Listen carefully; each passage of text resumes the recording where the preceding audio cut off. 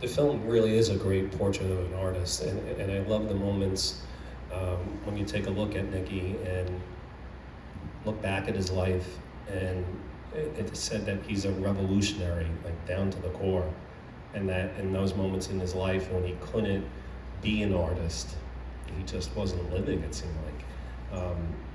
Is that accurate? And also, do you have a bit of that in yourself, seeming from the films that you guys make?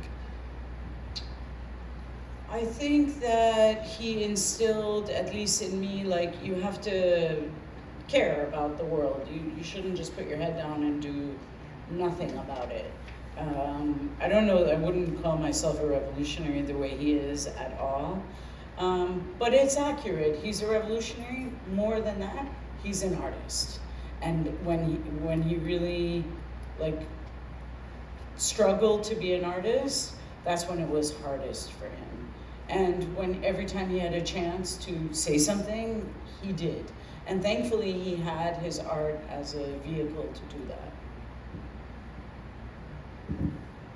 Yeah, I mean, my observation with Nicky is that there's not much of a choice within him, because he has a real need to create, and you can tell by the fact he's 81 or 2, and every morning he gets up and he starts working around 8:30. It does 8 hours, 10 hours sometimes, and so that routine hasn't really changed since I've met him, which is over 20 years ago. And there are artists and there are artists, and he is a real artist, and it never mattered to him whether he would be financially successful at this or which is part of the problem with the marriage, is that's not everybody's sort of lifestyle. But he was and continues to be non-compromising. And I do think that Sara is a little bit different in that regard. Like, having a family life is important with our kids, and but Nicky, no, it's that art is his first love, and that is sometimes hard to accept, especially for family members. But it's who he is, and he can't really change that. One of the things you show in the film is the financial struggles that he goes through the years. I don't know how well everyone here knows his art, and the film definitely touches on it, but because of the concentration on the financial struggles, people may not know his work has been shown all over America, at top museums and so forth, and galleries. Can you give everyone a sense of like how successful he is in terms of an artist? Yeah, I mean, I think, first of all, it took a long time, and he is in museum collections. He's in the Metropolitan Museum collection, the British Museum, Havana. So he's in like a handful of collections in museums. And I would say, but he's not a household name, and he's,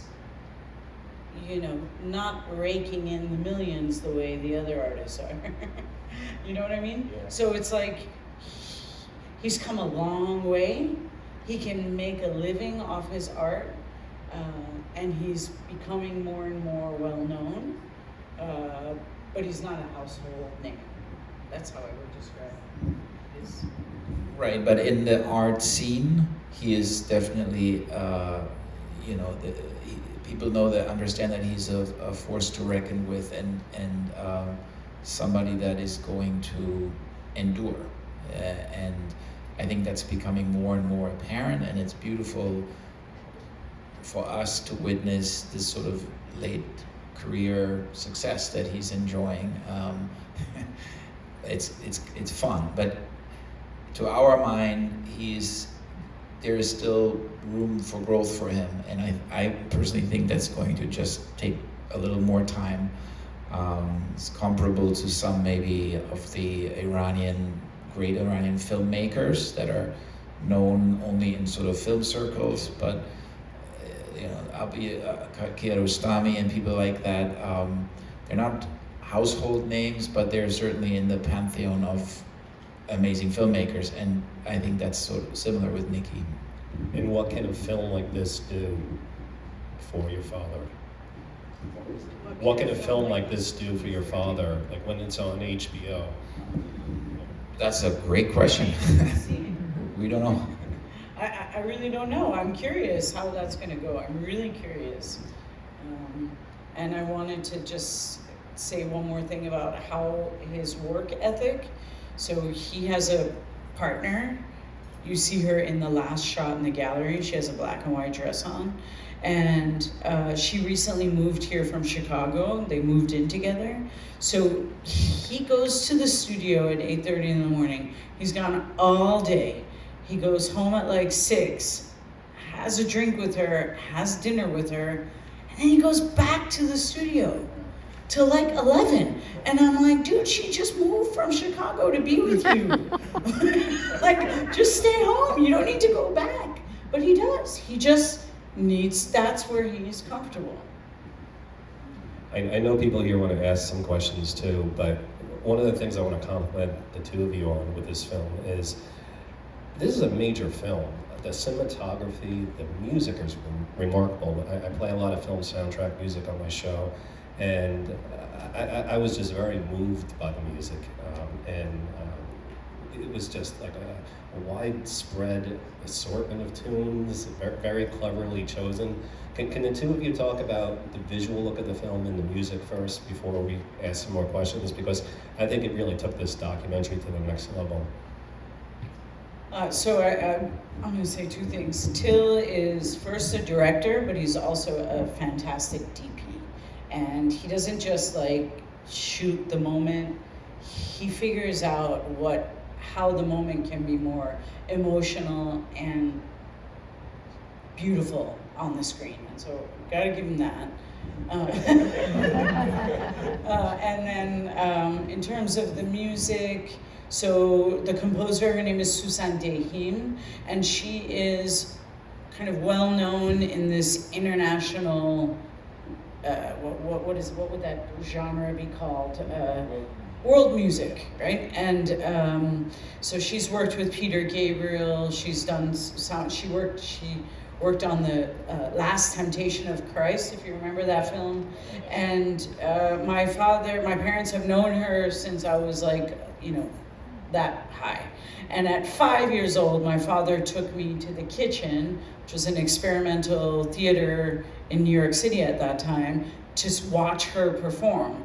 And I was like, what is happening? She was she did things with her voice that to this day I've never experienced. And so when we started to work on the film, I really wanted to use her music, and I really thought about her as a composer, but I just wasn't sure if she would be open to it.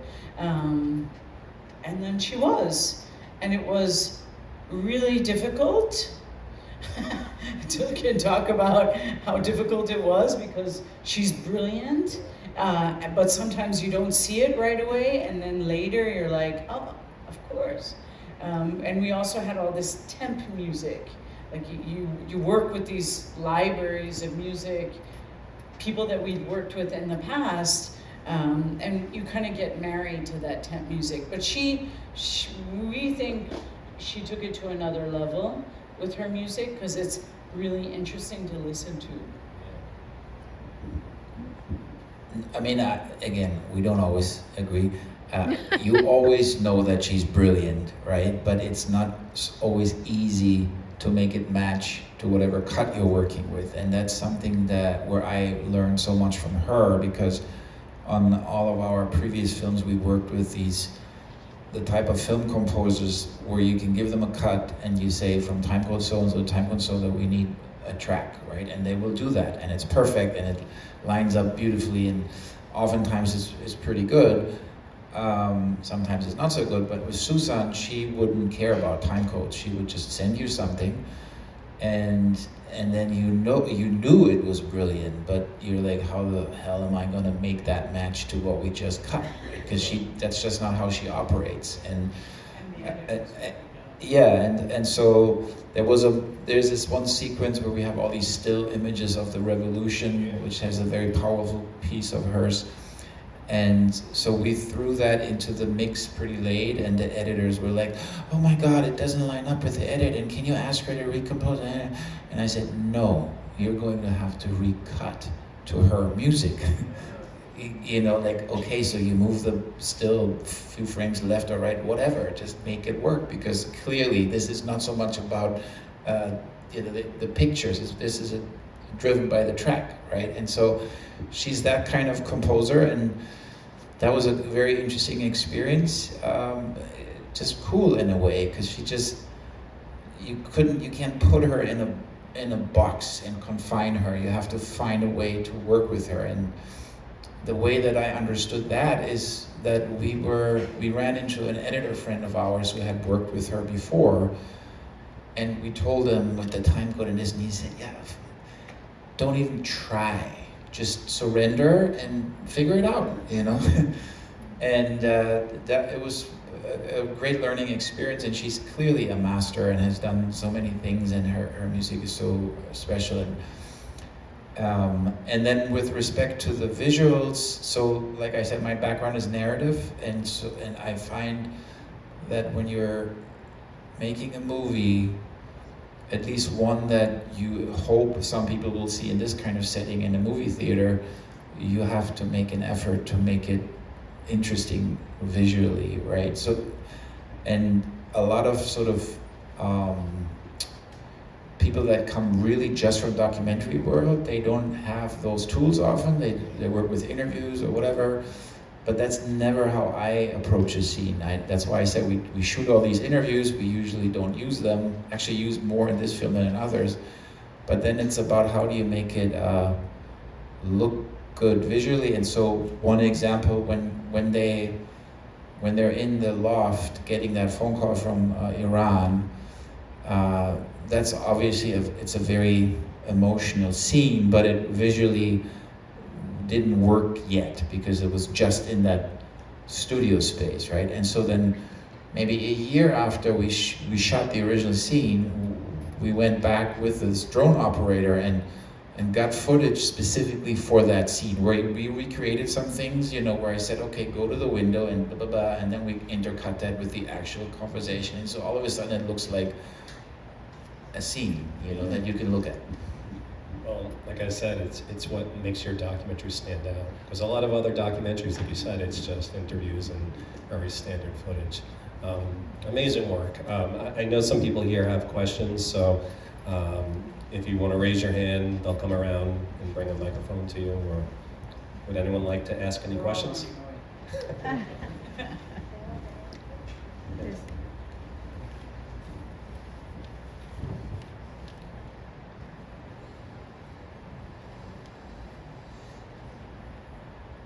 had all parts of the film. Can you hear me? Yeah. You want to take this one? Take whatever you want to give me.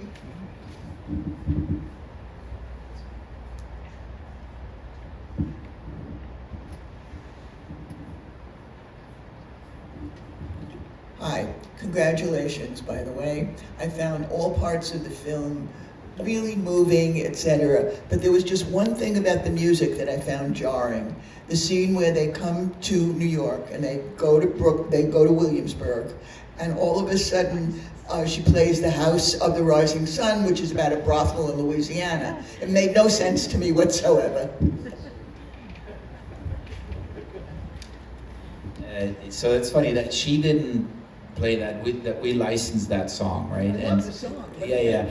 And so that song is basically there to evoke that era, you know. And it's been, when we started fundraising, we somehow always had that song on our Super 8 New York archival sequence from the '60s, and for us it just, you know, it's just about evoking an era. And even though the lyrics, of course, they don't really make sense to what the story that you're seeing, but it's something that represented kind of their life when they came there.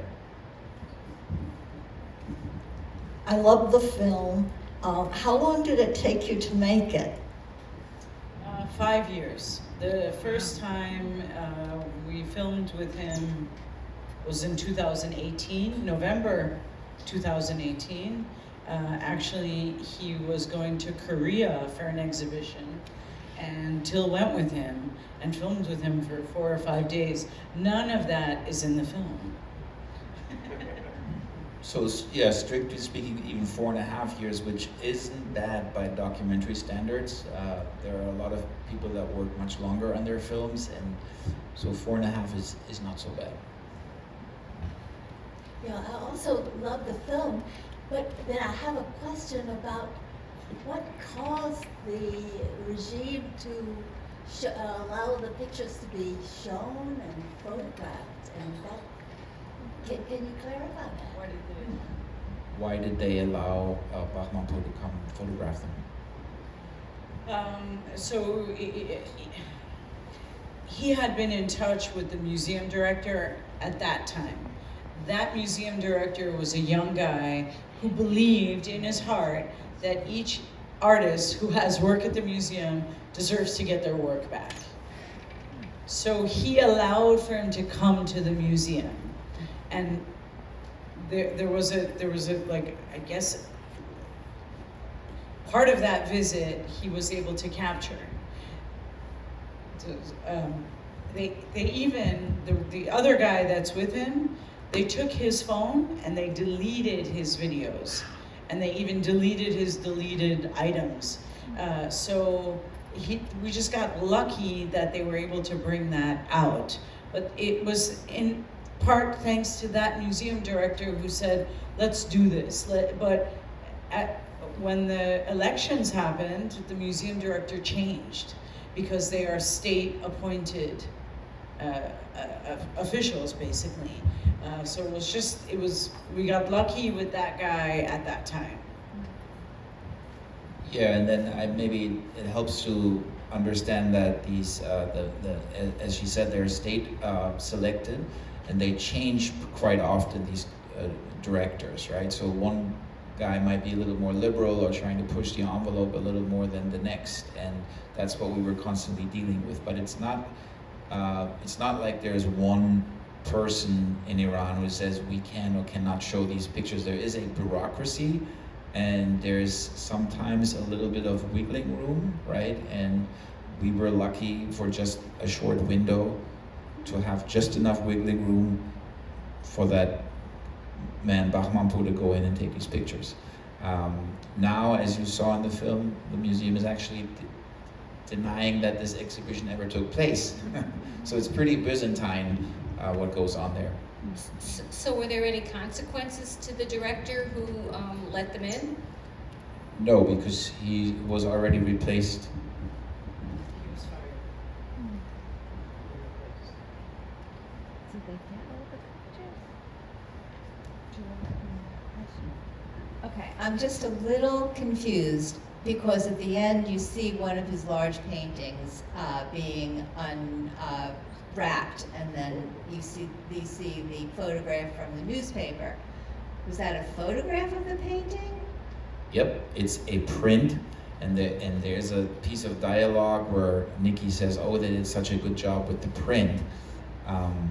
We could have made that a little more explicit, And but I say, can you believe this is from an iPhone photo? But I don't think it's in here now. and she hated her delivery on that line, so she'll push back her. She may make it as sort of as subtle as possible, and so that's maybe why some people don't catch that. You see, he's blaming that on me. So nothing. No, it's not the painting. It's from an iPhone. It's from the photos that they took. Right. Okay. So everything is still in the museum, Yeah. basically. Right. We don't have anything.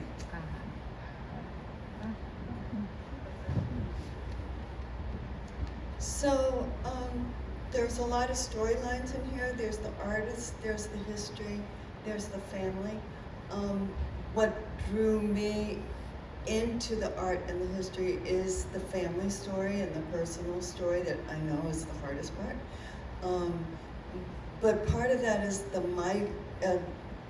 the people who came as immigrants, your family, and what happened to his family. So I think you have a lot more material there to work with. So would you consider delving into more about his life and the Iranian, Persian people who have immigrated here?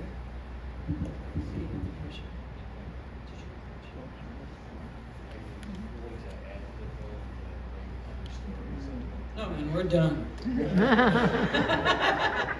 We're done. I mean, we're done. So that would be a second film, and no, we're not doing it. Thanks, though. And see, my question was, what about your mother's story and from the women and artists and women? Yeah, You're I not mean, gonna do it? we were so going back to this idea of doing a biopic. There was never a way that I, as his child, and we could make a story about my father that didn't include my mother. I think he would have preferred it had she not been in the film, but the truth is she was a huge part of his life. And so if we're gonna make the film, then we're gonna make the film with her. And a lot of people say she steals the show. So does could she warrant her own story? yeah, she warrants her own story, absolutely. But you're not going to do it. But then that would be like a story about her with my dad in the background. It would just be like the opposite. But yeah. But I mean, that it's actually one thing that we're very happy with is that a lot of people recognize that she steals the show. We had a friend emailing us recently who's trying to connect us with Pen America. He works there, and so he's trying to find some sort of drum up some support from them. And he sent an email after watching the film. He said, yeah, I've always had a soft spot for Nicky. I love him. What a great guy. But it's really hard not to fall in love with Nahid in this film. And I'm so happy for that a lot of people recognize that. And I think she has been getting a lot of comments lately for her story to be told. And so she's now actually starting to write it down. And so that's beautiful. And with respect to that question, are we working in other immigrant families? No, we're not doing that. But if there is ever a chance or momentum picking up with Nahid's story, that would be something that I at least would consider, because of course there's so much, right? And that's the problem with all of these kinds of films. There's so much more that you have to not include, and that's even true for Nicky. There's so many more layers to him that we couldn't show, right? And it's unfortunate that you can't tell both stories completely equally, right? But we're quite happy with the stealing the show aspect, because it's like you get it, right? You get there's more, and you can fill in the blanks yourself, and I think that's nice.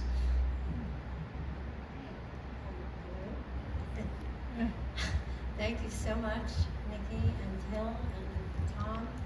Fabulous, fabulous film and a fabulous interview. And thank you for coming all the way out to Port Jeff from Brooklyn. Appreciate it. Thanks everybody for coming tonight. When you leave, please don't forget to vote for our audience award. That will be announced shortly, now that this is the last film. And hope to see everybody back in Theater 3 in March of 2024 for our spring series. Can I say one thing? Can I take 1 minute? So if you're on Instagram, we have a very young Instagram account that needs some love. It's at A Revolution on Canvas. And then we're opening in New York, LA, San Francisco, Toronto in December. So if you follow us on Instagram or you want to send us your email, we can put you on the list.